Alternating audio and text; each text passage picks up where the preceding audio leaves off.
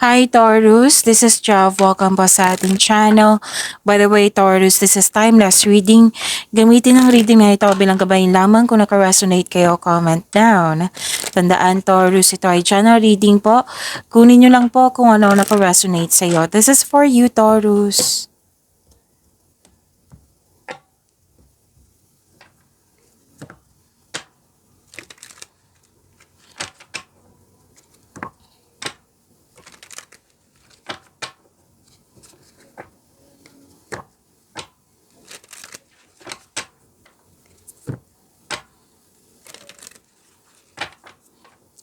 Para po ito sa iyo, Taurus.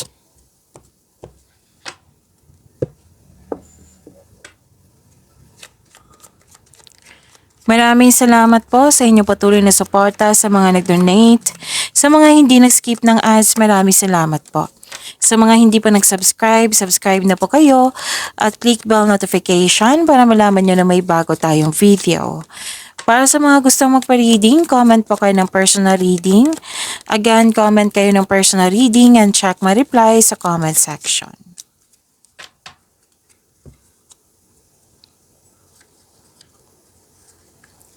Dalawang card na mismo nagsabi dito, Taurus, na sabi po dito na wag po daw kayo maniwala agad sa chismis. Kasi may ano dito mahilig magmanipula na malapit sa iyo, na may gusto siyang kunin sa iyo. Pwedeng gawin niya yung tao, jowa mo ba? Example po yan ha. Pwedeng may gusto siyang kunin na information sa iyo, ideas sa iyo. Pwedeng bagay, pwedeng opportunity. Or di kaya may tao dyan na nag-spy sa iyo or nag-observe sa iyo. And may magkakapatid na nag-uusap and may exciting na ganap. At nakikita ko dito na pwedeng nag-staycation kayo sa inyong bahay or di kaya na may plano kayo mag-staycation sa bahay kasi you felt calm and security pag nasa bahay kayo. Ang ilan sa inyo home base yung trabaho at nakita ko dito na may nag-uusap tungkol sa property at or domestic matters po. May nakita rin ako dito ang prosperity.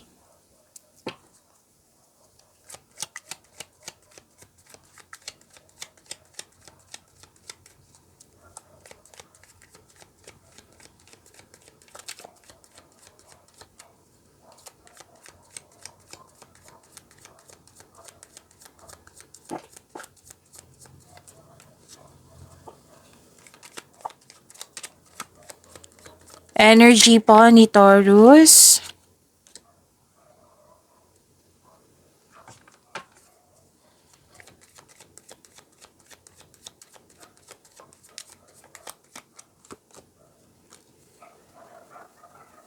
Kung may napansin kayo na repeating message, yan po yung pinupush ng card sa inyo. Like for example, nanood kayo sa isang video reading nyo, monthly ka by tarot reading, second half of the month of September, weekly ka by tarot reading at dito din, at may napansin kayo na repeating message.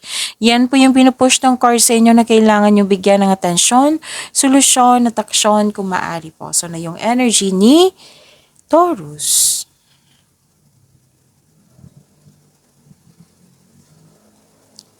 May kakilala kang mabubuting tao. Masaya ka kasi naging loyal at supportive yung naging tapat na kaibigan yung kumbaga natuwa ka kasi may napatunayan na naging loyal at naging supportive yung kaibigan mo sa iyo.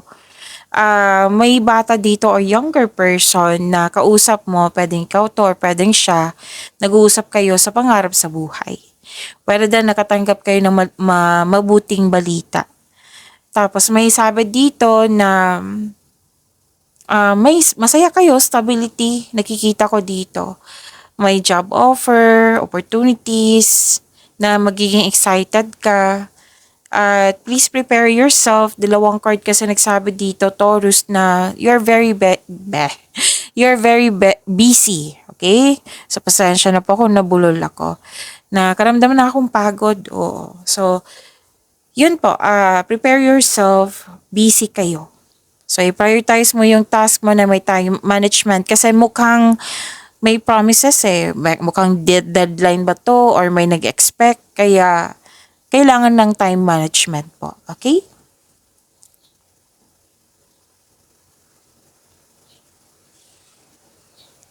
So, hard work at dedikasyon. So, most likely, yung energy nyo nakafocus sa gawain.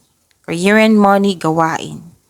So, may naging productive kayo sa araw-araw. At naging hard worker kayo kasi gusto nyo magkaroon ng security sa inyong future. So, sobrang sipag mo. Sabi ng card na keep up the great work.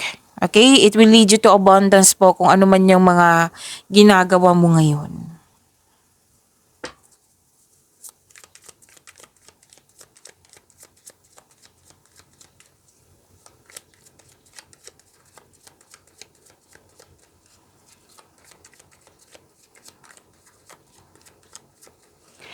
Career and money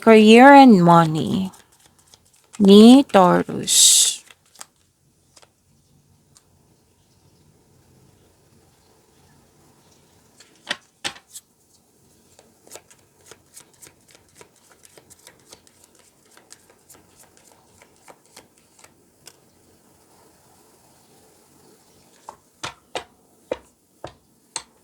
Mukhang ma-challenge kayo sa inyong mga gawain ngayon.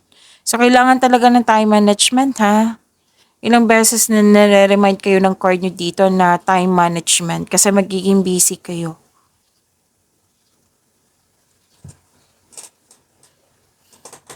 May new beginnings po at wow, this is abundance po. Gift from the universe, posibleng andito na naman yung job opportunity. Pwede yung unexpected sum of money po ito. So may parating na blessings, gift from the universe. Nagbigay ka ng action dito para mas lumago yung kaperahan mo. May promotion, na alam niyo naman kung ano yung promotion, di ba? Pagtaas na posisyon, pwedeng kita, allowance, o sweldo. So, itong pagiging hard work mo, financial growth and stability nakikita ko dito. Magkakaroon po. So, claim nyo po. Ang ganda.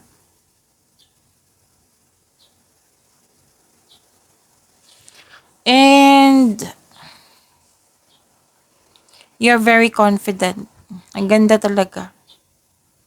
So, huwag kayong mag-give up. Kung ano man yung mga challenges dyan, harapin mo. Huwag kayong mag-give up. Nasa-challenge kayo eh. Maraming ginagawa.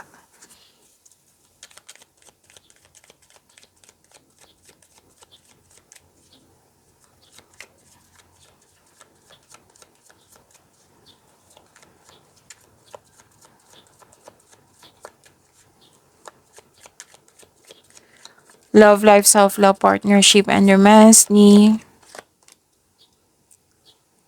Taurus.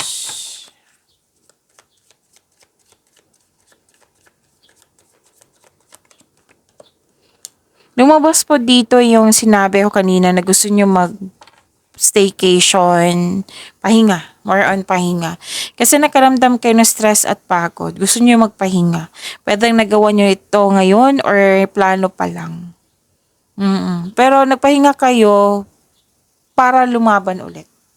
Okay? Yan yung nakikita ko. So, tama to magpahinga. Kung nakaramdam kayo ng pagod, magpahinga kayo. Sa mga single po, ayaw nyo po munang magrelasyon, ayaw mo magtanggap ng date kasi gusto mong mag-evaluate sa priorities mo sa buhay, gusto mong mag-focus sa iyong sarili. Para sa mga relasyon sa buhay mag-asawa, andito po yung pagod stress, pwedeng hindi kayo nagkaroon ng pagkakaunawaan. So, nag-decide ka na muna mag-put ng space. Kasi space is a sign of respect sa iyong sarili, sa kapwa mo, at sa inyong connection. Nakita ko rin dito na nagkaroon po ng love and happiness overflow, sobrang satisfied. So, nag-relax ka talaga dito. Dalawang card na mismo nagsabi. You have overflowing abundance po. Sabi ng yung card. Tapos, sa mga single dyan, may ma-attract kang taong sobrang successful sa buhay, masayahin, ready na ito sa seryosong relasyon. Okay? So, thankful ka sa mga biyayang natanggap. Sabi ng yung card. So, pag-imanin niyo po yung blessings na binigay sa inyo, Taurus. See you tomorrow. Maraming salamat.